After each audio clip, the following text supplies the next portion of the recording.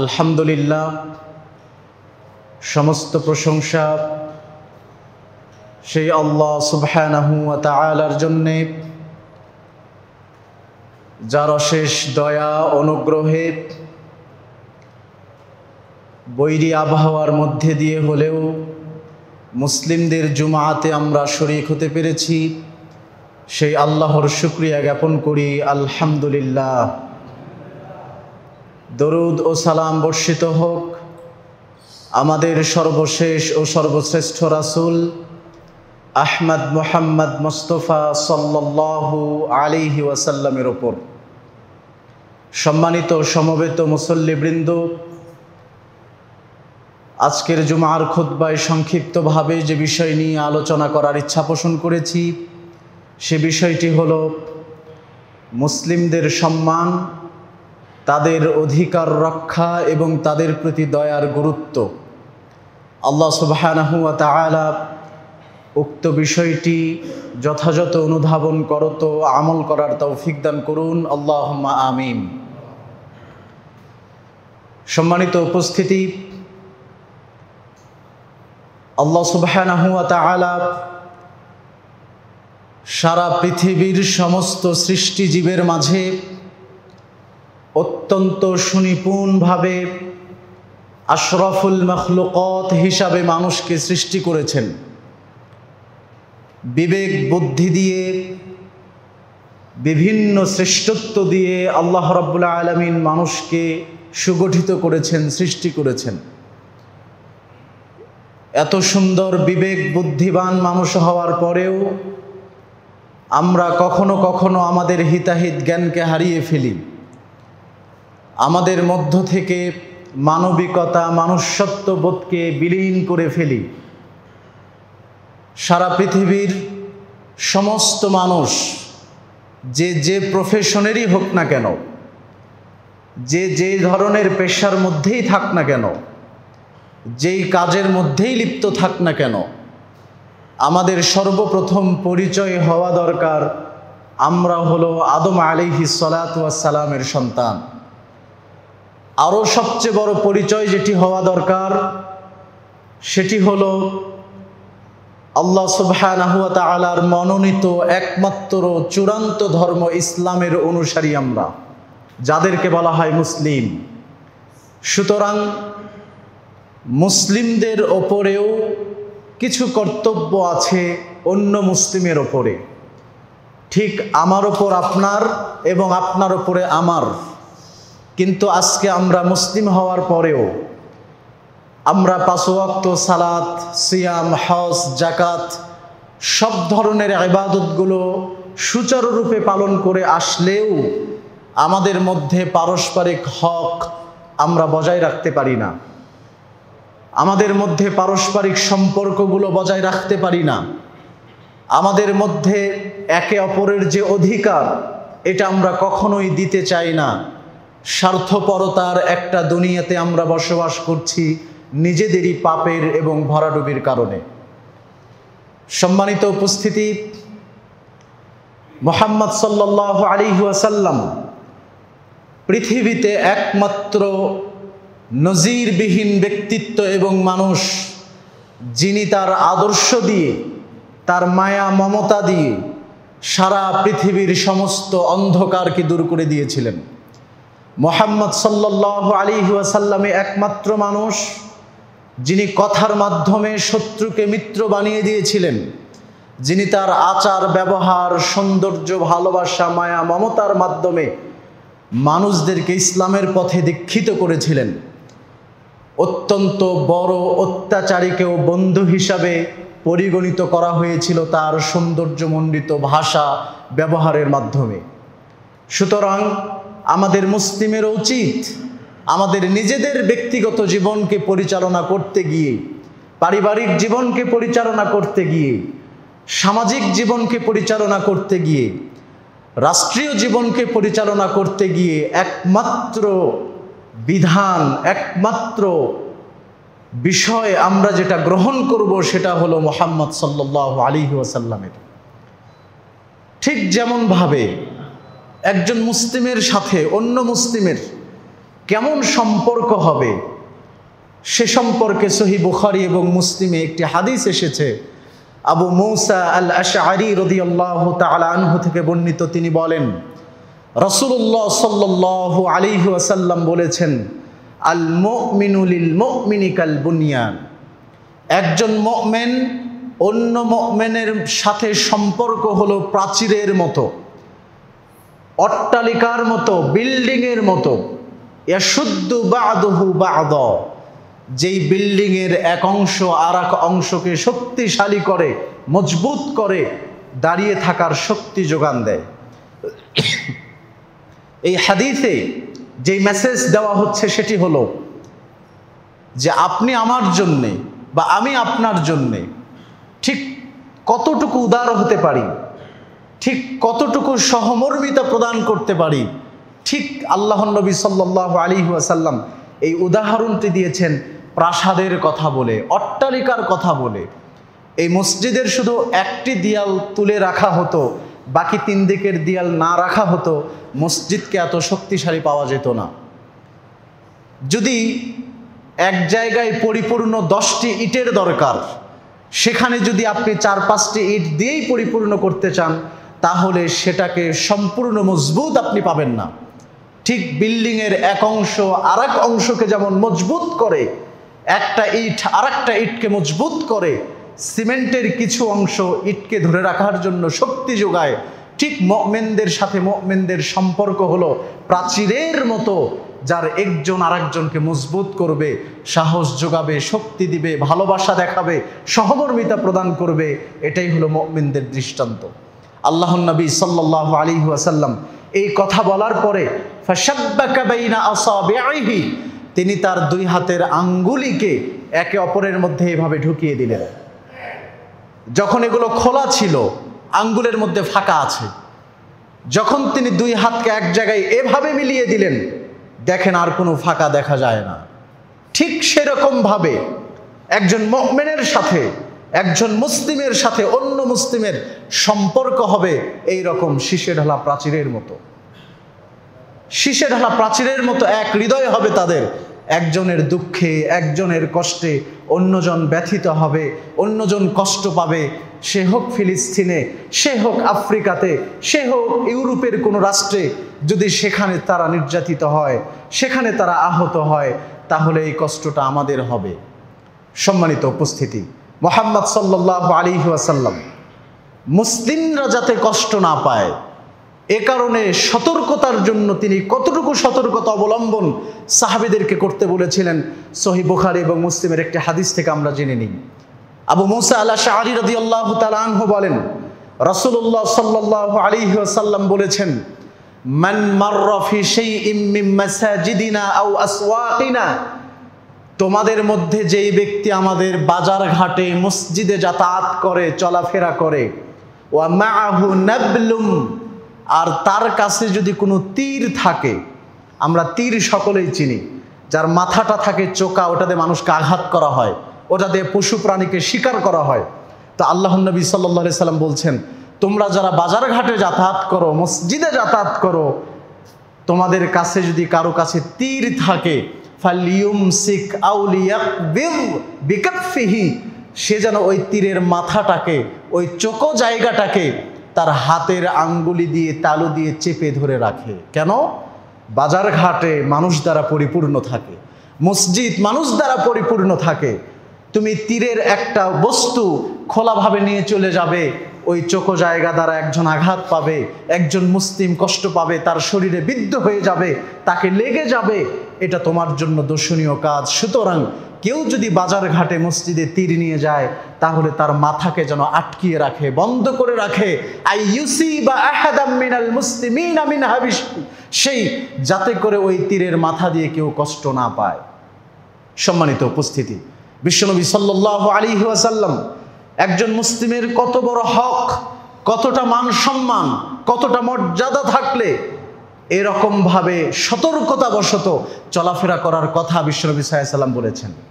কে শোনে কার কথা?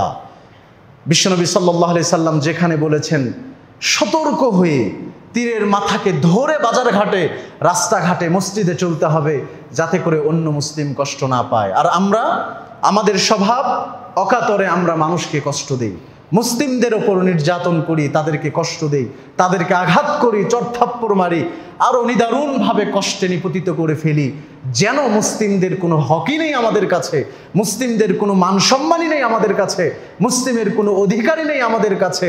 আমাদের সমাজ ব্যবস্থা হয়ে গেছে এমন। নুমান বিন বশীর রাদিয়াল্লাহু আনহু তিনি বলেন, রাসূলুল্লাহ সাল্লাল্লাহু আলাইহি ওয়াসাল্লাম বলেছেন, মাসালুল মুমিনিনা ফি তাওয়াদ্দিহিম ওয়া তারাহুমিহিম ওয়া তাআতুফিহিম কামাসালিল জাসাদ। মুমিনদের উদাহরণ তিনি দিচ্ছেন, মুহাম্মদ সাল্লাল্লাহু আলাইহি ওয়াসাল্লাম, যে ভালোবাসার দিক দিয়ে, সহানুভূতির দিক দিয়ে, সহমর্মিতার দিক দিয়ে, দয়ার দিক দিয়ে মুমিনদের উদাহরণ হলো এক দেহের মতো, একটা শরীরের মতো। ইযাশতাকা মিনহু আযবুন তাদাআ লাহু সাইরুল জাসাদ বিল হুম্মা ওয়াস সাহরি। দেহের একটা অংশ যদি অসুস্থ হয়ে যায়, ধরেন আপনার জ্বর চলে আসছে মাথায়, তাহলে এই কষ্টটা কি শুধু মাথায় হয়? এই যন্ত্রণা কি শুধু মাথায় হয়, নাকি পুরো শরীর ভোগ করে? ঠিক একইভাবে আপনার হাত যদি কেটে যায়, তাহলে এই যন্ত্রণা কি শুধু আপনার হাতই পায়, নাকি আপনার পুরো দেহ সেই যন্ত্রণা ভোগ করতে থাকে? আপনার পেটে যদি ব্যথা হয়, তাহলে আপনি কি করেন? যে পেটে ব্যথা হচ্ছে, ওইটা তো পেটের ব্যাপার, পেটে লাগতেছে, আমার তো কোনো সমস্যা নাই, আমি একটু ঘুমাই। এরকম কি হয়? কখনো নয়। একজন মুমিনের যে বডি, একটা দেহ, একটা মানুষের যে এই বডি স্ট্রাকচার, যেখানেই ব্যথা হোক না কেন, যেখানেই অসুস্থতা হোক না কেন, পুরো দেহ সেটা বুঝতে পারবে যে আমার মধ্যে কিছু চলছে। হয়তো পুরো রাত্রি আপনাকে জাগিয়ে কাটাতে হবে আপনার যন্ত্রণার কারণে, ব্যথার কারণে, অথবা ব্যথার কারণে আপনার জ্বর চলে আসতে পারে। এইরকম একটা দেহের মতো হলো মুমিনদের দৃষ্টান্ত।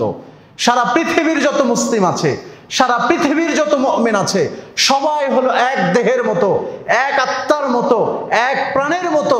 যার একজন অসুস্থ হলে পুরো পৃথিবীর সমস্ত মুসলিম অসুস্থ হবে, যার একজন অসুস্থ হলে সারা পৃথিবীর সমস্ত মুমিন অসুস্থ হবে। ঠিক যেমন ভাবে পেটে ব্যথা হলে সারা শরীর বুঝতে পারে, পৃথিবীর যে কোনো প্রান্তে হোক না কেন, একজন মুসলিম যদি অসুস্থ হয়, সে যদি কষ্টে থাকে, নিপতিত নির্যাতিত থাকে, তাহলে সেই কষ্টটা সমস্ত মুসলিমদের হওয়া উচিত। ভালোবাসা, সহমর্মিতা, সহানুভূতির দিক থেকে আল্লাহর নবী আমাদের উদাহরণ দিয়েছেন এমনভাবে। মুমিনদের দৃষ্টান্ত এমন। সহিহ বুখারী এবং মুসলিমের হাদিস। দয়া কাকে বলে? বিশ্বনবী সাল্লাল্লাহু আলাইহি ওয়াসাল্লাম, আবু হুরায়রার রিওয়ায়াত, তিনি বলছেন, ক্বাব্বালান নবিয়্যু সাল্লাল্লাহু আলাইহি ওয়াসাল্লাম আল হাসান ইবনে আলী রাদিয়াল্লাহু আনহু ওয়া ইনদাহুল আকরা ইবনে হাবিস। আল্লাহর নবী তার নাতি হাসান ইবনে আলী রাদিয়াল্লাহু আনহুকে একদিন চুমু দিচ্ছিলেন। আর ওই সময়ে ওই জায়গায় আরো একজন সাহাবী উপস্থিত ছিলেন, যার নাম হলো আকরা ইবনে হাবিস রাদিয়াল্লাহু আনহু। তো চুমু দেওয়া দেখে আকরা ইবনে হাবিস বলছে যে, ইন্না লি আশারাতাম মিনাল ওয়ালাদ, আমার 10টা সন্তান আছে, শুধু ছেলে সন্তান, 10 জন সন্তান আছে। মা ক্বাব্বালতু মিনহুম আহাদা, আমি আমার 10টা সন্তানের গালে, মুখে, চোখে কোনোদিন চুমু দেইনি। সে অভ্যাসের নয়। আল্লাহর নবী সাল্লাল্লাহু আলাইহি সাল্লাম এই কথা শুনে ফান্নাযারা ইলাইহি, ওই লোকটার দিকে তাকালেন, তাকিয়ে তাকে বললেন, আকরা ইবনে হাবিস, শোনো, মান লা ইয়ারহাম লা ইউরহাম, যেই ব্যক্তি মানুষের উপর দয়া করে না, যেই ব্যক্তি মানুষের উপরে সহমর্মিতা প্রদর্শন করে না, যেই ব্যক্তি মানুষের উপরে সহানুভূতিশীল হয় না, যেই ব্যক্তি মানুষের দুঃখ কষ্ট বোঝে না, লা ইউরহাম, আল্লাহ সুবহানাহু ওয়া তাআলা ওই ব্যক্তির উপরে কোনোদিন দয়া করবেন না। এই কথা বিশ্বনবী সাল্লাল্লাহু আলাইহি ওয়াসাল্লাম বলেছেন। যেই ব্যক্তি মানুষের দুঃখ বোঝে না, মানুষের উপরে মায়া মমতা মহাব্বত করতে জানে না, মানুষের উপরে তার দয়া হয় না, মানুষের কষ্ট দেখে নিজে কষ্টিত হয় না, ব্যথিত হয় না, ওই ব্যক্তির উপরে লা ইউরহাম, রহম করা হবে না, দয়া করা হবে না। ওই ব্যক্তির উপরেও ওপর থেকে কোনো সহানুভূতি আসবে না, ওই ব্যক্তির উপরেও ওপর থেকে কোনো রহমত আসবে না। বিশ্বনবী সাল্লাল্লাহু আলাইহি ওয়াসাল্লাম তার জীবনের অনুপম আদর্শ দিয়ে তিনি আমাদেরকে দেখিয়ে দিয়ে গেছেন কিভাবে মানুষের সাথে উত্তম আচরণ করতে হয়, কিভাবে মানুষের সাথে সুন্দর ব্যবহার করতে হয়। সাধারণত গ্রামীণ মানুষদেরকে আমরা একটু কম বুদ্ধিমান মনে করি, যারা গ্রামে বসবাস করে। তো আল্লাহর নবী সাল্লাল্লাহু আলাইহি সাল্লামের যুগেও একজন গ্রামের অধিবাসী হঠাৎ বিবেক বুদ্ধিও কম, জ্ঞানও কম, মসজিদে এসে পেশাব করতে লেগেছে। রাসূলুল্লাহ সাল্লাল্লাহু আলাইহি ওয়াসাল্লাম তিনি ওই দৃশ্য দেখছেন, সাহাবীরাও দেখছেন। তো আমাদের বর্তমান বাংলাদেশে এমন কোনো গ্রামীণ বা গ্রাম্য মানুষকে খুঁজে পাওয়া যাবে না যে ব্যক্তি জেনে শুনে সজ্ঞানে মসজিদে প্রস্রাব করে। কিন্তু ওই সময়ে ওই লোকটা জানি না কিভাবে মসজিদে পেশাব করতে লাগলেন। সাহাবীরা ধমকাতে থাকলেন, আমরাও এমনটাই করতাম, আমাদের বিবেক কাজ করতো না, আমরা ধমকাতে থাকতাম। ঠিক ওইভাবে সাহাবীরাও বুঝতে না পেরে তাকে ধমকাচ্ছেন বারবার। বিশ্বনবী সাল্লাল্লাহু আলাইহি ওয়াসাল্লাম এই দৃশ্যটা দেখে সাহাবীদেরকে বললেন, তোমরা থামো, তোমরা চুপ করো, তাকে ধমক দিও না। লোকটা যখন প্রস্রাব করা শেষ করলো, সাহাবীদেরকে বললেন, তোমরা পানি নিয়ে ওইটা ধুয়ে পরিষ্কার করে দাও। এবং ওই প্রস্রাবকৃত লোকটাকে ডেকে বললেন যে আমাদের এই মসজিদগুলোতে প্রস্রাব করা উচিত নয়। বিশ্বনবী সাল্লাল্লাহু আলাইহি ওয়াসাল্লাম চাইলে এমন পরিস্থিতিতে ওখানে ধমকাতে পারতেন, ওখানে দু চারটা বাজে কথা বলতে পারতেন, ওখানে দুই চারটা কঠোর কথা বলতে পারতেন, কিন্তু তার অনুপম আদর্শ, তার শ্রেষ্ঠত্ব, তার ব্যক্তিত্ব এত উঁচু পর্যায়ের আল্লাহ সুবহানাহু ওয়া তাআলা তাকে দান করেছেন। তিনি খুব সুন্দর ভাষায় বিষয়টাকে ট্যাকেল দিলেন। তাতে করে ঘটনা ঘটলো দুইটা। এত সুন্দর ব্যবহার করার কারণে দুইটা ঘটনা ঘটলো, একটা নেগেটিভ আর একটা পজিটিভ। পজিটিভ দিকটা হলো ওই গ্রাম্য লোকটা তখন দোয়া করছে যে আল্লাহ আপনি শুধু মুহাম্মাদের উপরেই রহম করুন, আর যারা আমাকে গালিগালাজ করেছে তাদের উপরে রহম করিয়েন না। সম্মানিত উপস্থিতি, এই যে দেখেন, মানুষের সাথে ভালো ব্যবহার করলে, মানুষের সাথে সহমর্মিতা দেখালে, মানুষের সাথে উত্তম আচরণ দেখালে মানুষের দোয়া পাওয়া যায়। যেই দোয়াটা মুহাম্মদ সাল্লাল্লাহু আলাইহি ওয়াসাল্লাম পেয়েছিলেন ওই ব্যক্তির থেকে। আর সাহাবীরা একটু ধমকাচ্ছিলেন, তাদের বিরুদ্ধে কি দোয়া করলেন যে আল্লাহ তুমি তাদের উপরে রহম করো না। এবং আরো একটা দিক, রাসূল সাল্লাল্লাহু আলাইহি সাল্লাম গ্রাম্য মানুষের সাথে কত সুন্দর আচরণ করলেন এবং প্রস্রাবরত অবস্থায় তাকে থামিয়ে দেওয়া, বন্ধ করে দেওয়া, এটা আমাদের বিজ্ঞানসম্মত দিকও নয়, এটা ক্ষতিকর। বিশ্বনবী সাল্লাল্লাহু আলাইহি সাল্লাম সেটাও জানতেন। তিনি তাকে ধমক দিয়ে থামিয়ে দেননি, সে প্রস্রাবের শেষ পর্যন্ত সেখানে ওইটা করার পরে সাহাবীদেরকেই পানি দিয়ে ধুয়ে দিতে বলেছেন। এর মাধ্যমে তিনি মানুষের ভালোবাসা জুগিয়েছেন। তাহলে আমাদেরকে কেমন ব্যক্তিত্বের অধিকারী হতে হবে, আমাদেরকে কেমন সহানুভূতিশীল হতে হবে। আরো একটা ঘটনা আপনার সামনে উপস্থাপন করি।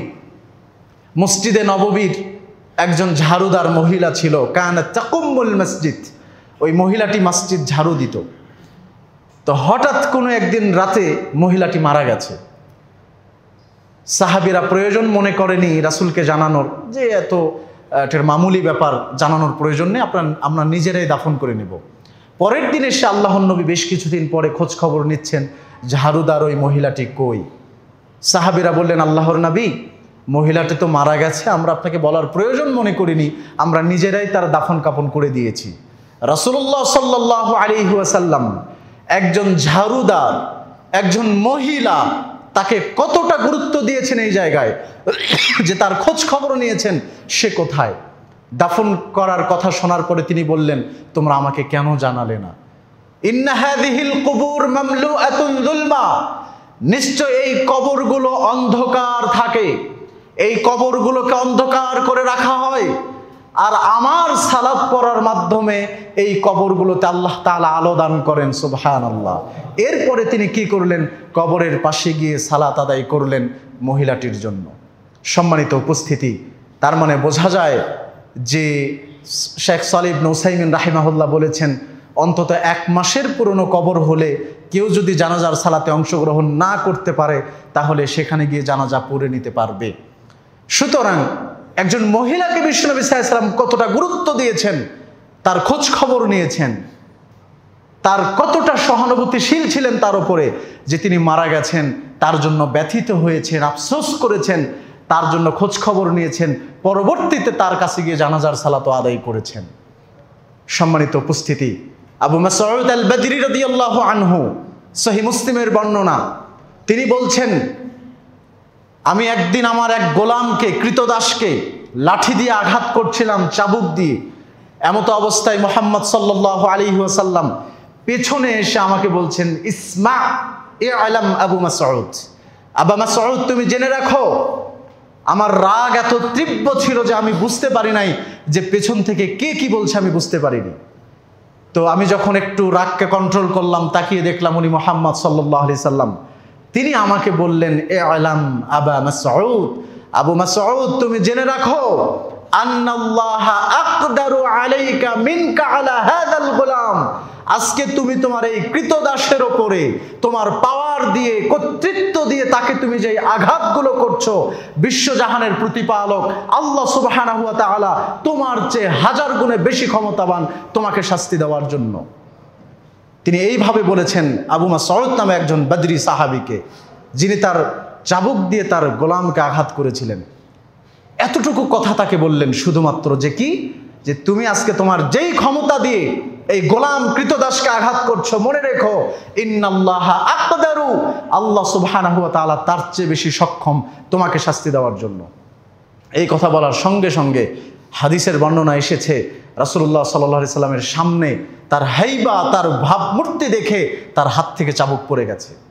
অন্য বর্ণনায় এসেছে, তিনি নিজে বলেছেন, লা আযরিবু বা'দাহু মামলুকান আবাদা, আমি আজকের পর থেকে জীবনে আর কোনোদিন কোনো কৃতদাসের গায়ে হাত তুলব না। মুহাম্মদ সাল্লাল্লাহু আলাইহি সাল্লাম এত কঠিনভাবে আমাকে বললেন, আল্লাহর ভয় দেখিয়ে আমাকে বললেন যে আমি আজকে এর উপর নির্যাতন করছি, আমার চেয়ে বড় ক্ষমতাবান তো ওখানে আছে, তিনি ওখান থেকে দেখছেন। এইটা বলার সাথে সাথে হাত থেকে চাবুক পড়ে গেছে। অন্য হাদিসে এসেছে যে তিনি শপথ করেছেন যে আমি আর কোনোদিন মারবো না তাকে, কারো গায়ে হাত তুলবো না। আর অন্য বর্ণনায় আরো একটা কথা এসেছে, তিনি বললেন, হাযা হুররুন লিওয়াজহিল্লাহি আযজা ওয়া জাল, আজকের পর থেকে এই কৃতদাসকে আমি মুক্ত করে দিলাম, সে আজ থেকে উন্মুক্ত। সুবহানাল্লাহ। সম্মানিত উপস্থিতি, এই যে আল্লাহর নবী সাল্লাল্লাহু আলাইহি ওয়াসাল্লাম তার কৌশল দিয়ে, তার বুদ্ধিমত্তা দিয়ে, সুন্দর ব্যবহার দিয়ে মানুষদের সাথে কত সুন্দর আচরণ করেছেন, পাপের পথ থেকে ফিরিয়ে নিয়ে এসেছেন, জুলমের পথ থেকে ফিরিয়ে নিয়ে এসেছেন। সুতরাং আমাদের উচিত ঠিক এমনটাই করা, মানুষের সাথে সৌহার্দ্যপূর্ণ আচরণ করা। আপনার উপরে আমার হক, আমার উপরে আপনার হক, এতটুকুই। আমাকে আপনাকে প্রতিদিন খাইতে দিতে হবে না, প্রতিদিন আমার জন্য অনেক কিছুই করতে হবে না। শুধুমাত্র কিছু কিছু কাজ আছে যেগুলো করলেই আমার ওপর আপনার, আপনার ওপর আমার হকগুলো আদায় হয়ে যায়। তার অন্যতম কিছু কারণ হলো, নিজেকে যেভাবে ভালোবাসেন অন্য মুসলিমকে সেভাবেই ভালোবাসার চেষ্টা করবেন। নিজের জন্য যেই সুবিধা ভোগ করার চেষ্টা করেন, অন্য মুসলিম ভাই বোনের জন্য ততটুকুই সুবিধা ভোগ করার চেষ্টা করবেন। সমস্ত মুসলিমদেরকে মনে করবেন তারা আমার এক দেহ, এক প্রাণ, এক আত্মা, সে ব্যথিত হলে আমি ব্যথিত হব, সে কষ্ট পেলে আমি কষ্ট পাবো, এরকমটাই মনে করা দরকার।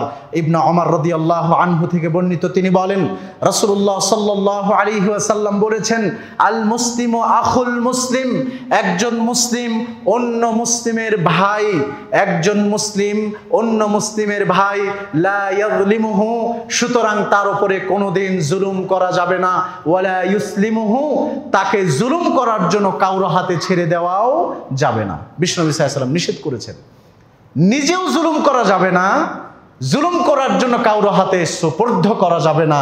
এটাই রাসূল সাল্লাল্লাহু আলাইহি ওয়াসাল্লামের ওয়ার্ডার, যদি আপনি নিজেকে মুসলিম বলে দাবি করে থাকেন তাহলে।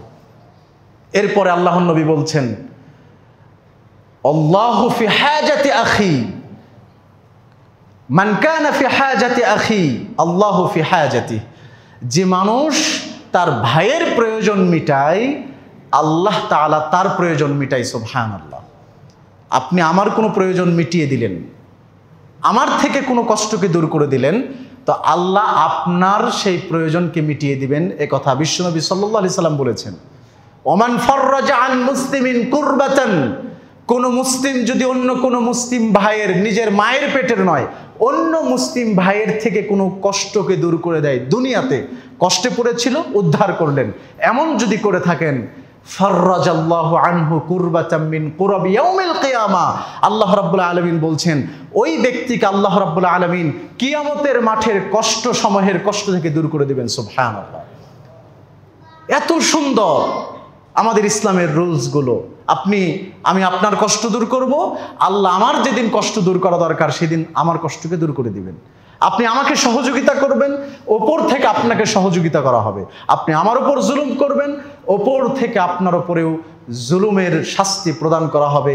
এটাই ইসলামের শরিয়াত, এটাই ইসলামের বিধান। সম্মানিত উপস্থিতি, আল্লাহর নবী সাল্লাল্লাহু আলাইহি সাল্লাম এরপরে বলছেন, ওমান সাতারা মুসলিমান সাতারাহুল্লাহু ফিদ দুনিয়া ওয়াল আখিরা। যে ব্যক্তি দুনিয়াতে মানুষের দৃষ্টি গোপন রাখে, আল্লাহ তাআলা পরকালে তার দৃষ্টি গোপন রাখে। এই সবগুলো কথা একজন মুসলিমের জন্য অপর মুসলিমের। জুলুম করা যাবে না, জুলুমের জন্য কাউকে ঠেলেও দেওয়া যাবে না। মানুষকে সহযোগিতা করে কষ্ট বিপদ থেকে উদ্ধার করতে হবে। মানুষ বিপদে পড়লে তার পাশে দাঁড়াতে হবে। মানুষ দোষ ত্রুটি করলে সেটা যদি আমি জেনেও যাই, তাহলে সেইটাকে কারো কাছে বলা যাবে না। এই স্বভাব চরিত্রগুলো শুধু মানুষের জন্য, শুধু আমরা আমাদের জন্য, এমনটাই বোঝানো হচ্ছে। একে অপরের পাশে দাঁড়াতে হবে, ভালোবাসা সম্প্রীতির মায়াজালে একে অপরকে পেঁচিয়ে ফেলতে হবে। এটাই হলো ইসলামের রুলস। বিশ্বনবী সাল্লাল্লাহু আলাইহি সাল্লাম অন্য হাদিসে বলেছেন, আবু হুরায়রার রিওয়ায়াত, তিনি বলেন রাসূলুল্লাহ সাল্লাল্লাহু আলাইহি ওয়াসাল্লাম বলেছেন, আল মুসলিমু আখুল মুসলিম, একজন মুসলিম অন্য মুসলিমের ভাই, লা ইয়াকযিবুহু, সুতরাং একজন মুসলিম অন্য মুসলিমকে কখনো মিথ্যা বলতে পারে না। ওয়ালা ইয়াখুনুহু, একজন মুসলিম অন্য মুসলিমের ধন সম্পদ তার সাথে কোনো ধরনের খিয়ানত করতে পারে না। ওয়ালা ইয়াখযুলুহু, একজন মুসলিম অন্য মুসলিমকে কখনোই অপমানিত, নিন্দিত, লাঞ্ছিত করতে পারে না। এই অধিকার দেওয়া হয় নাই। এরপর আল্লাহর নবী সাল্লাল্লাহু আলাইহি সাল্লাম আরো কঠিন ভাবে বলেছেন, কুল্লুল মুসলিমি আলাল মুসলিমি হারামুন ইরদুহু ওয়া মালুহু ওয়া দামু, একজন মুসলিমের উপরে অন্য মুসলিমের মান সম্মান, তার সম্পত্তি, টাকা পয়সা এবং তার রক্ত হারাম করে দেওয়া হয়েছে। আপনি কখনোই নির্বিচারে আমাকে হত্যা করতে পারেন না, আপনি কখনোই আমার সম্পদকে লুণ্ঠন করতে পারেন না, আপনি কখনোই আমার সম্মান নিয়ে ছিনিমিনি খেলতে পারেন না। ইসলাম এই অধিকার কোনো মুসলিমকে দেয় নাই, না আপনি, না আমি, না পৃথিবীর যে কেউ হোক না কেন। আমাদের রক্ত, আমাদের সম্পদ, আমাদের সম্মান পরস্পরের জন্য হারাম। আমরা কেউ কারো রক্ত নিয়ে খেলতে পারি না, কারো সম্মান মর্যাদা হানি করতে পারি না, কারো সম্পদকেও লুণ্ঠন করতে পারি না।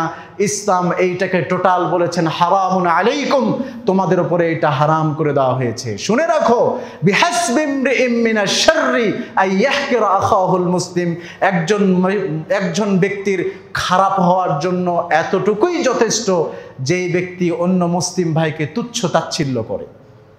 তার মানে আপনি যত বড়ই সালাত আদায়কারী হন, যত বড় হজ পালনকারী হন, যত লক্ষ লক্ষ টাকা আপনি দান করুন না কেন, আপনি যদি এই স্বভাবের হন যে অন্য মুসলিমকে আপনি তুচ্ছ করেন, অন্য মুসলিমকে অপমানিত করেন, অন্য মুসলিমকে কথায় কথায় তথস্থ করেন, তাকে আপনি উঠতেই দেন না, তাহলে আপনি যে খারাপ, এই কাজটা আপনার জন্য যথেষ্ট।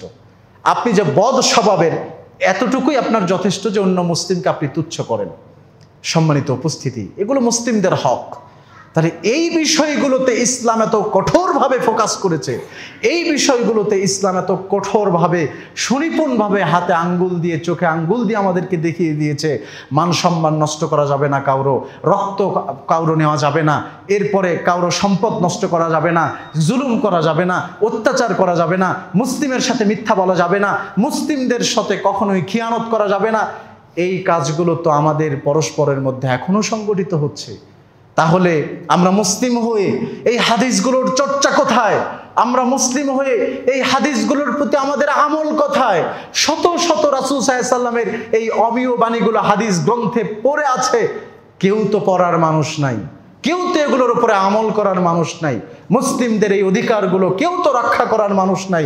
যে যার মতো করে স্বার্থপরতার দুনিয়াতে নিজেদের মতো করে চলাফেরা করছে, কাউকে নিয়ে কারো ভাবার নাই। সম্মানিত উপস্থিতি, তাহলে এমন পরিস্থিতিতে আপনি কিভাবে মুসলিমদের প্রতি আপনার হকটুকু আদায় করলেন? সুতরাং সহানুভূতিশীল হওয়া শিখুন। রাসূল সাল্লাল্লাহু আলাইহি ওয়াসাল্লামের সেই অনুপম আদর্শগুলো নিজের মধ্যে বজায় করা শিখুন। রাসূলুল্লাহ সাল্লাল্লাহু আলাইহি ওয়াসাল্লাম মুসলিমের হক বোঝাতে গিয়ে তিনি বলেছেন, মান ইযা সাল্লা আহাদুকুম লিন্নাস, তোমাদের মধ্যে কেউ যদি মানুষের সালাত পড়ায়, জামাতে সালাত আদায় করে, ফালিয়ুখাফফিফ, সে যেন একটু হালকা করে। ফাইন্না ফীহিমুস সাগীর ওয়াল কাবীর ওয়াদ দাঈফ, কেননা তাদের মধ্যে অনেকেই থাকতে পারে দুর্বল, অনেকেই থাকতে পারে অসুস্থ, অনেকেই থাকতে পারে বৃদ্ধ মানুষ, দীর্ঘক্ষণ দাঁড়িয়ে সালাত পড়ার ক্ষমতা হয়তো তার নেই। সুতরাং মানুষের জামাতে ইমামতি করলে তোমরা একটু সংক্ষেপ করো। ওয়া ইযা সাল্লা আহাদুকুম লিনাফসিহি, কেউ যদি নিজে নিজেই সালাত পড়েন নফল একা একা বাড়িতে তাহাজ্জুদ, ফালইউতাওয়াল মা শাআ, তাহলে সে যত ইচ্ছা এটাকে লম্বা করে পড়ুক। মুসলিমদের হক, অন্য মানুষের কথা যে ভাবতে হয় এটা ইসলাম শিখিয়েছে। অন্য মুসলিমের কথা যে ভাবতে হয় এটা সালাতের জামাতে ইমামকেও শিখিয়ে দেওয়া হয়েছে। অন্য মুসলিমকে নিয়ে যে চিন্তা করতে হয়, তার ভালো মন্দ যে দেখতে হয়, শুধু নিজে বাঁচলে নয়, এটা কখনো নয়। তাহলে এখান থেকে আমাদের শিক্ষা যে কেউ যদি জামাতে ইমামতি করে তাহলে ন্যূনতম তাকে চেষ্টা করতে হবে সংক্ষেপ করার। তাদের মধ্যে বৃদ্ধ, অসুস্থ, বয়োজ্যেষ্ঠ ব্যক্তি আছে যাদের সালাতে দাঁড়িয়ে থাকা কষ্ট হয়। একা একা পড়লে সে যত ইচ্ছা লম্বা করুক, রুকু সিজদা 40 মিনিট 45 মিনিট ধরে 2 রাকাত সালাত পড়ুক, এটাতে কোনো সমস্যা নেই, তার মর্যাদা সে পাবে। বাকি মানুষ যে মানুষের জন্য, মুসলিম যে মুসলিমের জন্য খেয়াল করবে, সহানুভূতিশীল হবে, সহমর্মিতা প্রদর্শন করবে, জামাতে সালাত পড়ার এই হাদিস থেকে আমরা ততটুকু জানতে পারি, বুঝতে পারি। সম্মানিত উপস্থিতি, বিশ্বনবী সাল্লাল্লাহু আলাইহি ওয়াসাল্লাম সাহাবীদেরকে বললেন, উনসুর আখাকা যালিমান আও মাজলুমা, তোমার মুসলিম ভাই যে মুসলিম, সে জালেম হোক, মাজলুম হোক, অত্যাচারী হোক, অত্যাচারিত হোক, তাকে সহযোগিতা করো, সাহায্য করো। সাহাবীরা জিজ্ঞেস করলেন, ইয়া রাসূলুল্লাহ, আনসুরহু ইযা কানা মাজলুমান, যদি মুসলিম ভাই আমার নির্যাতিত হয়, নিষ্পেষিত হয়, তাহলে না হয় তাকে সহযোগিতা করব। ইযা কানা যালিমান ফাকাইফা আনসুরু, আর যদি সে জালেম হয় তাহলে কিভাবে সহযোগিতা করব? অত্যাচারিত হলে তাকে সহযোগিতা করলাম, তাকে বাঁচালাম, রক্ষা করলাম, প্রোটেক্ট করলাম। কিন্তু যদি জালেম হয় আমার মুসলিম কোনো ভাই, তাহলে তাকে আমি কিভাবে সহযোগিতা করব? তখন আল্লাহর নবী বললেন, তাহজুজুহু আও তামনাউহু মিনাজ যুলমি, জুলুম থেকে তাকে বাধা দাও, জুলুম থেকে তাকে নিষেধ করো, জুলুম করতে তাকে বাধা প্রদান করো, তার সামনে জুলুমের আয়াতগুলো প্রদর্শন করো, রাসূলের হাদিসগুলো পেশ করো। তার মনে যদি আল্লাহর ভয় থাকে, সে যদি বোঝে, সে যদি অনুভব করে, পরিতৃপ্ত হতে পারে কোরআন এবং হাদিস দিয়ে, তাহলে হয়তোবা সে ফিরে আসতে পারে তার জুলুম থেকে। তাহলে মাজলুমকে সহযোগিতা করতে হবে, জালেমকেও সহযোগিতা করতে হবে, তাকে জুলুম থেকে বাধা দিই। আমাদের মধ্যে কেউ কারোর ওপরে আমরা জুলুম করব না, কেউ কারোর ওপরে আমরা নির্যাতন করব না, এ বিষয়ে আমাদেরকে বদ্ধপরিকর থাকতে হবে। কারণ জালেম এবং মাজলুমের দোয়া এবং আল্লাহর আরশের মধ্যে কোনো পর্দা থাকে না। মাজলুম এখান থেকে দোয়া করলে এটা সাথে সাথে ওখান থেকে কবুল হয়ে যায়, এটা রাসূল সাল্লাল্লাহু আলাইহি ওয়াসাল্লাম বলেছেন। সম্মানিত উপস্থিতি, সুতরাং এই বিষয়টাতে আমরা সকলেই ফোকাস করব যে আমার মাধ্যমে অন্য কোনো মুসলিম ভাই যেন নির্যাতিত না হয়। কারণ বিশ্বজাহানের যিনি মালিক, বিশ্বজাহানের যিনি প্রতিপালক, তিনি নিজে হাদিসে কুদসিতে বলেছেন, মুহাম্মদ সাল্লাল্লাহু আলাইহি সাল্লাম, আপনি মানুষদেরকে বলে দেন, ইন্নী হারামতু যুলমা আলা নাফসি, আমি আল্লাহ নিজের উপরে জুলুমকে হারাম করেছি। কোরআনে আল্লাহ তাআলা বলেছেন, ইন্নাল্লাহা লা ইয়াযলিমু মিসকালা যাররা, আল্লাহ তাআলা বিন্দু পরিমাণ, সরিষা পরিমাণ কারোর উপরে জুলুম করেন না। তিনি জুলুম করেন না, আর তার দাস গোলাম হয়ে আপনি জুলুম করেন। তিনি মানুষের উপরে নির্যাতন করেন না, যার যার হক বুঝিয়ে দেন, আর আপনি তার গোলাম। সামান্য 60-70 বছরের হায়াত নিয়ে দুনিয়াতে এসেছেন, আপনি মানুষের উপরে জুলুম করছেন, আপনি আপনার মুসলিম ভাইয়ের উপরে নির্যাতন করছেন। আপনি এই আয়াতগুলো থেকে, হাদিসগুলো থেকে শিক্ষা গ্রহণ করুন, আপনি এই বাণীগুলো থেকে শিক্ষা গ্রহণ করুন। আল্লাহ তাআলা এরপরে বললেন, ফালা তাযালামু, হে আমার বান্দা দাস, আমি যেহেতু আমার উপরে জুলুম হারাম করে দিয়েছি, সুতরাং তোমরাও তোমাদের পরস্পরের প্রতি কখনো জুলুম করো না, নির্যাতন করো না। সম্মানিত উপস্থিতি, রাসূলুল্লাহ সাল্লাল্লাহু আলাইহি ওয়াসাল্লাম একটা হাদিসের মধ্যে বলেছেন, লিল মুসলিমি আলাল মুসলিমি সিত্তু খিসাব, একজন মুসলিমের অপর মুসলিমের উপরে 6টি হক আছে। আমার উপরে আপনার, আপনার উপরে আমার, সারা বিশ্বের, সারা দেশের সমস্ত মুসলিমের উপর আপনার 6টি হক। এক, ইযা লাকীতাহু ফাসাল্লিম আলাইহি, যখনই কোনো মুসলিমের সাথে দেখা হবে, সাক্ষাৎ হবে, তাকে সালাম প্রদান করো। এরপরে বলা হচ্ছে ওয়া ইযা দাআকা ফাআজিবহু, যখনই কোনো মুসলিম তোমাকে ডাকবে, আহ্বান করবে, তার ডাকে তুমি সাড়া দিও। ওয়া ইযা ইসতানসাহাকা ফানসাহ লাহু, যদি কোনো মুসলিম তোমার কাছে পরামর্শ চায় তাহলে উত্তম পরামর্শ তাকে দান করো। নম্বর 4, ওয়া ইযা আতাসা ফাহামিদাল্লাহ ফাশাম্মিতুহু, যদি কোনো মুসলিম হাঁচি ফেলে, হাঁচি দেয়, এরপরে সে আলহামদুলিল্লাহ পড়ে, তাহলে তার হাসির জবাব তুমি দিও। নম্বর 5, ওয়া ইযা মারিদা ফাউদহু, যদি কোনো মুসলিম ভাই অসুস্থ হয় আর তোমার কানে সেই বার্তাটা এসে যায়, তাহলে তাকে দেখতে যাইও। নাম্বার 6, ওয়া ইযা মাতা ফাত্তাবি'হু, যদি কোনো মুসলিম ভাই মারা যায় তুমি জানতে পারো, তাহলে তার জানাজায় তুমি অংশগ্রহণ করে সালাত পড়ো। সম্মানিত উপস্থিতি, এই যে হকগুলোর কথা বিশ্বনবী সাল্লাল্লাহু আলাইহি ওয়াসাল্লাম বলে দিয়ে গেছেন, তাহলে আপনি আমার সাথে দেখা হওয়া মাত্রই, আপনার সাথে আমার দেখা হওয়া মাত্রই, মুসলিমের সাথে মুসলিমের দেখা হওয়া মাত্রই যদি একে অপরের সালাম দেওয়ার বৈশিষ্ট্য থাকতো, তাহলে অবশ্যই পরিস্থিতি বিপরীত হলেও হতে পারত। যদি একে অপরের ডাকে সাড়া দিত, যদি একে অপরের প্রতি সহানুভূতি, সহমর্মিতা প্রদর্শন করত, উত্তম পরামর্শ দিত, বিপদে ফেলতো না পরামর্শ দিয়ে, তাহলে অবশ্যই মুসলিমদের মধ্যে এই ক্রান্তিলগ্ন থাকতো না। যদি আমরা একে অপরের জন্য নিজেকে উৎসর্গ করে দিতাম, যদি অসুস্থ হলে দেখতে যাওয়ার প্রবণতা, টেন্ডেন্সি তৈরি করতে পারতাম, পাশের বাড়ির মুরব্বী, পাশের বাড়ির মানুষ, আমার নিজ এলাকার মানুষ এখন অসুস্থ হয়ে পড়ে আছে, বিছানায় কাতরাচ্ছে, হসপিটালে কাতরাচ্ছে, কোনোদিন আমার বিবেক কাজ করে না যে আমি তাকে দেখতে যাব, কোনোদিন আমার বিবেক কাজ করে না তাকে দেখতে গিয়ে মাথায় হাত বুলিয়ে দিয়ে সান্ত্বনা দেব, সবরের কথা বলবো, ধৈর্যের কথা বলবো, তাকে উত্তম কথাগুলো শুনিয়ে আসবো, এইগুলো কখনোই আমাদের বিবেক বলে না যে এই কাজগুলো আমরা করি। তাহলে মুসলিমের উপরে কোন হক আপনি আদায় করেছেন? আপনার উপরে যে আমার হক আছে, আমি কি হক আদায় করেছি আপনার উপরে? আপনার উপরে আমার হক আছে, সেগুলো কি আদায় করলাম? আপনার মুসলিম ভাইয়ের উপরে যে হকগুলো আছে, এগুলো আপনি কি আদায় করলেন? ইসলামের রুলসের পরিপূর্ণ বাহিরে আমরা চলাফেরা করছি। রাসূলুল্লাহ সাল্লাল্লাহু আলাইহি ওয়াসাল্লাম বলেছেন, লা ইউমিনু আহাদুকুম, তোমরা কখনোই মুমিন হতে পারবে না, হাত্তা ইউহিব্বা লি আখি মা ইউহিব্বু লি নাফসি, যতক্ষণ না নিজের জন্য যেটা ভালোবাসতেছো অন্য মুসলিম ভাইয়ের জন্য তা ভালোবাসতে না পারো, তাহলে মুমিনই হতে পারবে না। নিজের জন্য যেই সুবিধা ভোগ করতে চাই, অন্য মুসলিমের জন্য সেই সুবিধা কেন নয়?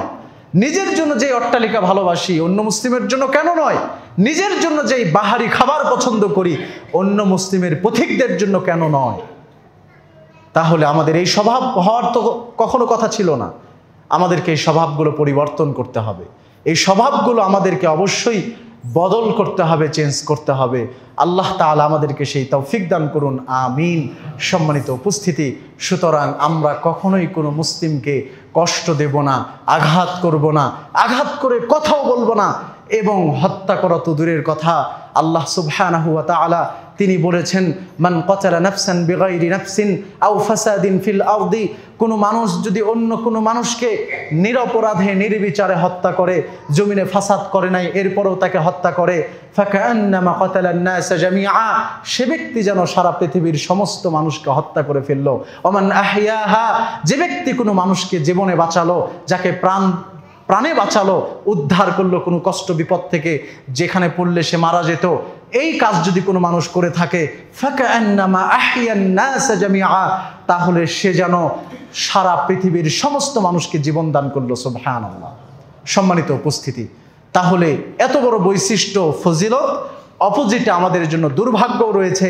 যদি আমাদের মাধ্যমে কোনো মুসলিম ভাই পীড়িত হয়, অসুস্থ হয়, নির্যাতিত হয়, নিষ্পেষিত হয়, তাহলে অন্য বর্ণনায় আল্লাহ সুবহানাহু ওয়া তাআলা নিজে বলেছেন, ওয়ামান ইয়াকতুল মুমিনা মুতাআম্মিদা ফাজাযাউহু জাহান্নাম খালিদান, কোনো মানুষ যদি অন্য কোনো মুমিন মুসলিমকে হত্যা করে, তাহলে সে অবশ্যই জাহান্নামে চিরস্থায়ীভাবে থাকবে। লাআনাহুল্লাহ গযিবাল্লাহু আলাইহি ওয়া লাআনা, ওই ব্যক্তির উপর আল্লাহর গজব, আল্লাহর লানাত শুধু তাই নয়, ওয়া আ'আদ্দা লাহুম আযাবান আযীমা, আল্লাহ রাব্বুল আলামিন তার জন্য প্রস্তুত করে রেখেছেন যন্ত্রণাদায়ক কঠিন শাস্তি, শুধু সময়ের অপেক্ষা।